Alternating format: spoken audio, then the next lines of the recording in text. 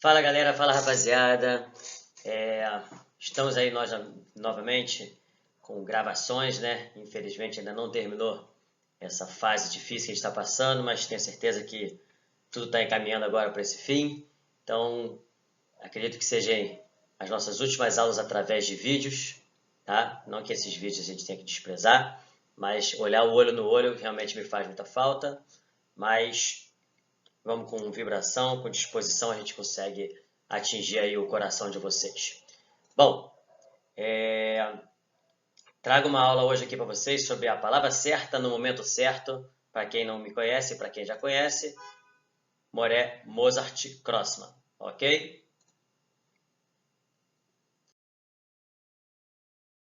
Bom, já eu explico o motivo, né? A principal razão que me trouxe para gravar essa aula aqui, o porquê desse conteúdo. No decorrer do vídeo, eu acho que vocês vão me entender. Mas eu estava outro dia pensando na rua, sei lá, eu tirei um domingo à noite para comprar alguma coisa que a minha esposa grávida me mandou comprar, algum desejo aí, sei lá. Fui eu para a rua e percebi quantas pessoas tinham na rua, né, deitadas. E o que mais me chamou a atenção, muitas com criança, né, deitadas na rua. E aí eu pensei, né, bom, dá um dinheiro para esse, dá uma comida, dá um chocolate, enfim. Só que no meio disso eu vou andando pensando, né, cada um que você vai vendo. E aí eu fiquei pensando, quando a gente ajuda uma pessoa dessas, né, ou ajuda qualquer pessoa que precisa, se ela, como que ela pode retribuir pra gente? Não que a gente precise que ela retribua, né? Tipo, será que existe uma troca quando a gente dá para ela uma coisa? O que será que elas podem o que será que passa na cabeça delas do tipo, cara, estou retribuindo da minha forma. Será que tem alguma forma? Será que a gente tem que valorizar alguma coisa que eles normalmente fazem? Isso eu fiquei igual um doido andando pela rua pensando nisso, né?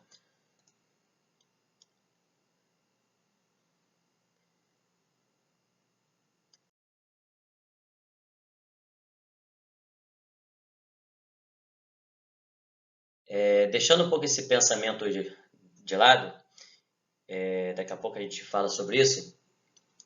Existe algumas situações na nossa vida, né, principalmente até na vida judaica, em que a gente chega para certas pessoas, né, como uma noiva, e também quando a gente chega para um aniversariante, ok? Essas pessoas nesse dia estão no ápice, estão num momento de muito, quase que eu caio, estão num momento de muita alegria e as pessoas fazem fila pelo judaísmo, tipo, hoje é seu aniversário?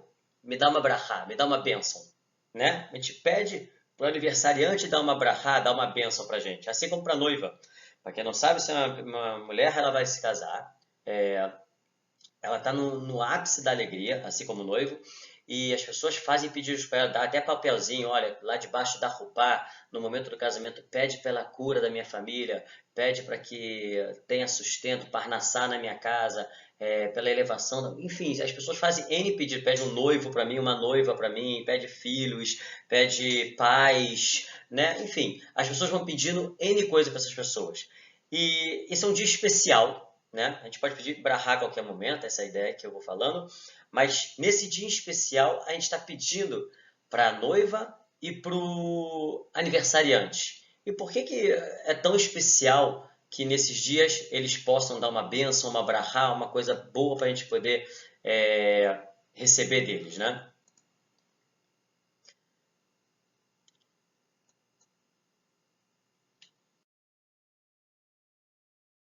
Bom, galera, deixando essas duas etapas aí que eu vou falar mais à frente, que é quando eu estava, como eu falei para vocês no domingo, que eu estava vendo as pessoas na rua e tudo mais, eu queria entender qual forma, se existe ou se tem necessidade, enfim, deles retribuírem as pessoas que os ajudam.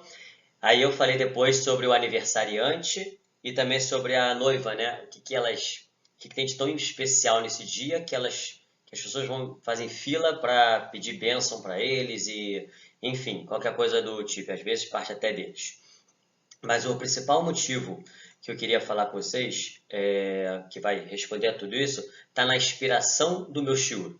Tá? O meu shiur ele foi principalmente, eu me inspirei nele, a montar ele baseado numa história de um amigo da família dele no Facebook. Tá? Eu pedi permissão a ele, eu escrevi para ele, cara, eu vi um texto seu no Facebook, na verdade foi um amigo seu até que compartilhou, que é amigo meu, e entrei em contato, cara, eu achei muito legal a história, eu acho que eu posso compartilhar isso com os alunos do Byte e tal, e a quem chegar esse shiur, que acho que eu entendi que o objetivo dele também é atingir o máximo de pessoas, então ele ficou super feliz, ficou tudo de boa, então com a autorização dele eu estou falando essa história que, na minha opinião, é sensacional.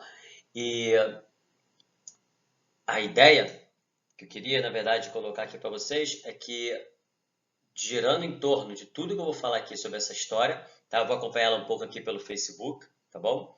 Que eu tenho o texto aqui, ele é bem grande. A ideia que eu quero passar é que a simples história me fez refletir naquilo que eu falei no domingo, que eu falei que vi no domingo, e que me fez pensar na noiva e no aniversariante. E o que mais me chamou a atenção é que eu não sou um cara que tem muita paciência para ler textos de 3 ou 4 linhas do Facebook, não dá para mim. E no final eu falei, cara, eu li um texto gigante. Eu, Mozart, não estou acostumado com isso, li um texto gigante. Então acho que isso queria realmente falar alguma coisa para mim, compartilhar com vocês.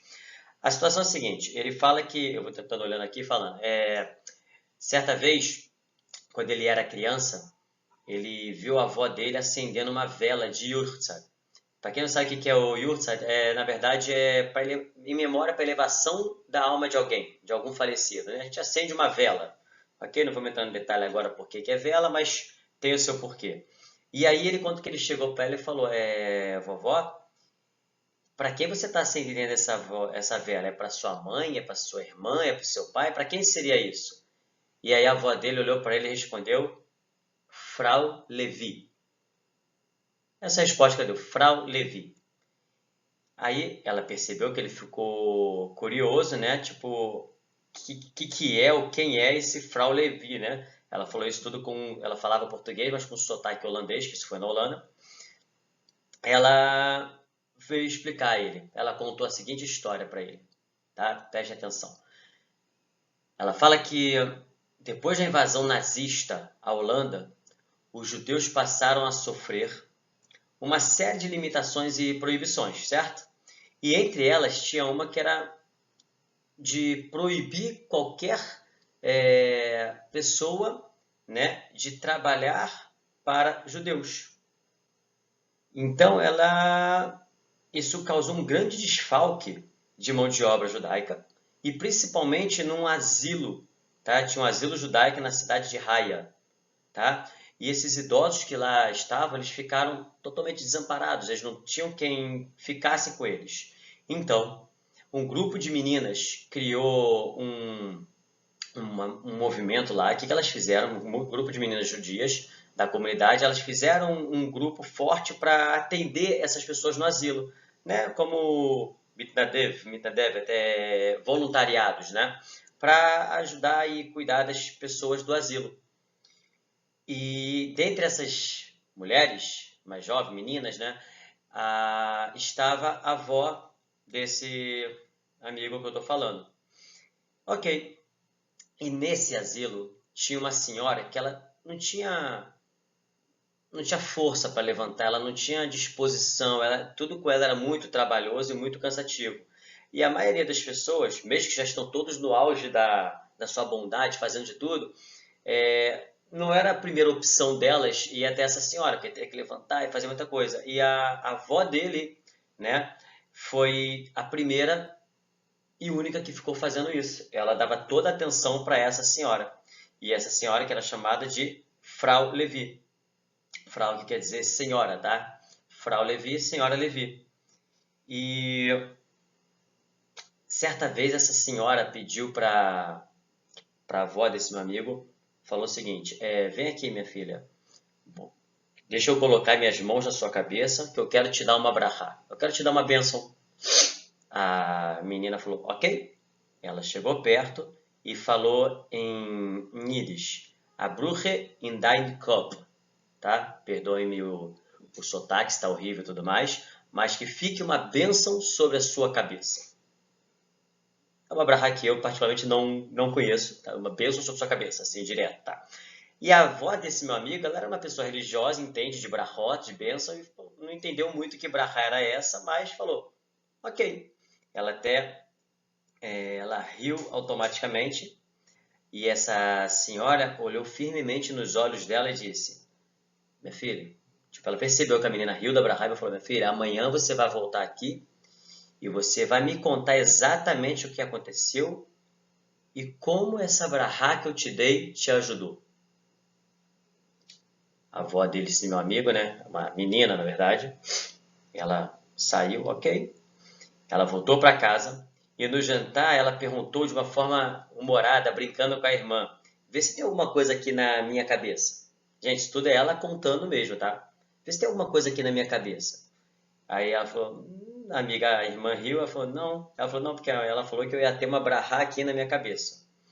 E o pai dela, que era o bisavô desse meu amigo chamado Hirsch, ele ficou sério e disse para ela, olha só, jamais desmereça, jamais ria da brahá, da bênção de qualquer pessoa. Mesmo das pessoas mais simples, valorize a brahá, a bênção dessa pessoa. Ok. A avó falou, bom, ela criança, né? Bom, pior que tá, não tem como ficar, a guerra está acontecendo, os nazistas estão dominando, tal, não tem como ficar, não vou perder nada tendo uma brahá comigo. Tá bom. O que mais poderia piorar? Ela pensou. Aí o pai dela falou para ela o seguinte, que com esses nazistas alemães não existe limite para o quanto pode piorar. E que uma brahá, mesmo que seja mínimo, ou seja, que já é bem-vinda. Ou seja, jamais acredite que você já está no pior, ele quis dizer. Tem sempre sim como piorar. Tá bom? Então, se vem uma brahá, fale com força. Amém. Então, ainda de madrugada, todo mundo dormindo, eles escutam na casa deles uma forte batida na porta e eram os nazistas, a polícia nazista, com uma ordem para que em poucas horas fossem todos para a estação de trem, carregando apenas alguns pertences, porque eles iam para o leste. Quando chegam na estação, aquilo que a gente costuma ver em filme, que não deve ser nem 1% do que eles passaram, choros, gritos, filas assustadoras, tudo mais. E a menina, que é a avó desse amigo, ela falando que ela não devia estar lá, que a família não tinha que estar lá, que eles não têm que estar lá e tudo mais. E aí, 2 soldados nazistas com um cachorro pararam em frente dela, e o cachorro ele se recusava a continuar andando.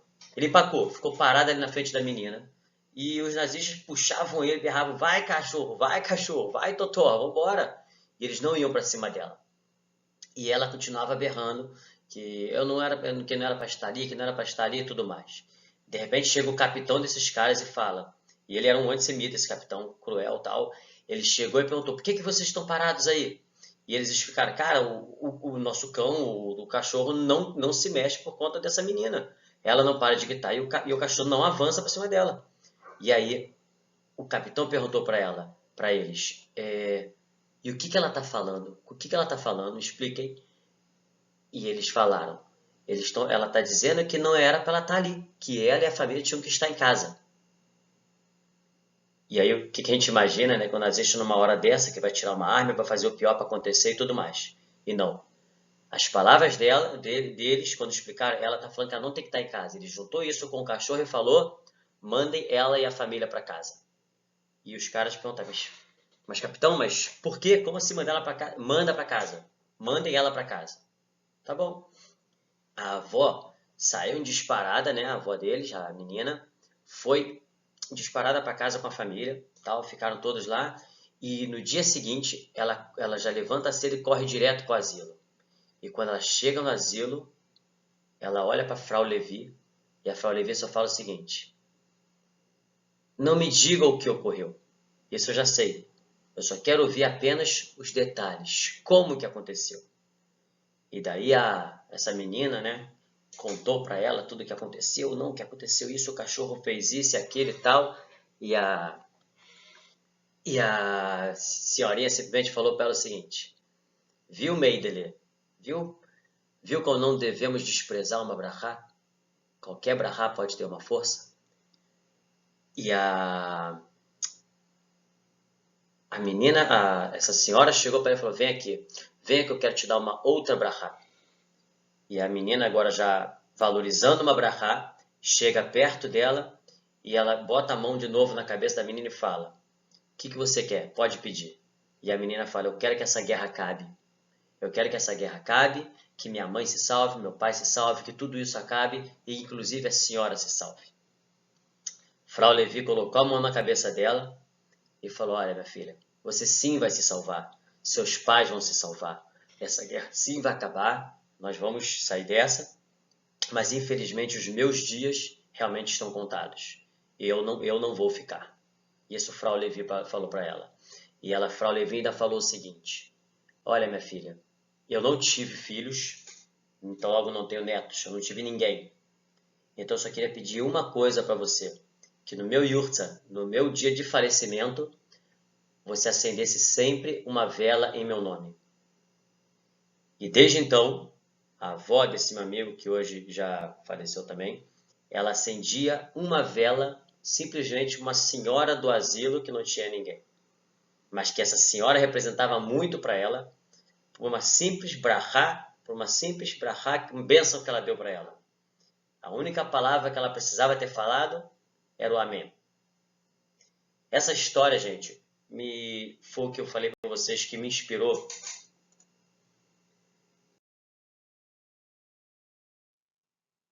Então, repito, essa história me fez, como eu falei para vocês, foi isso que me fez refletir sobre o meu domingo, que me inspirou, juntei tudo, eu falei, cara, eu preciso falar um pouco sobre isso.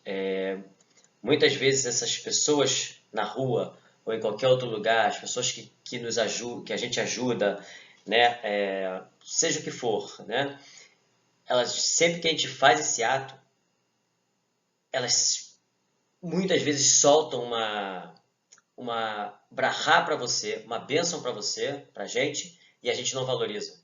A gente acha que simplesmente deu ali a esmola e acabou.